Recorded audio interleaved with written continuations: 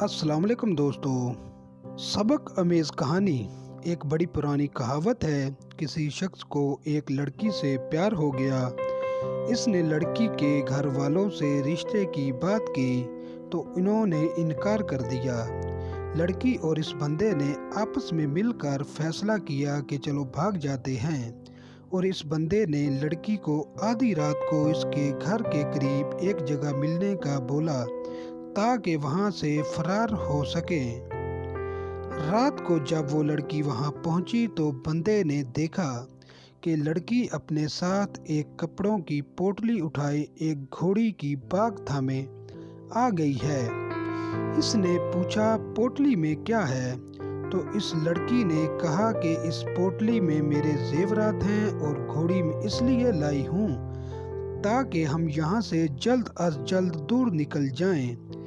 मर्द ने लड़की को घोड़ी पर अपने आगे बिठाया और वहां से भाग गए। रास्ते में एक जगह पानी की नदी आ गई।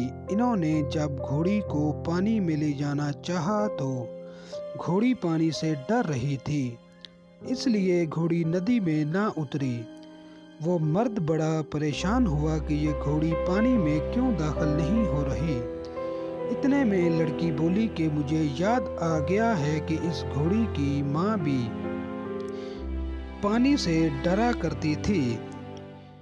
ये घोड़ी भी पानी से डरती है।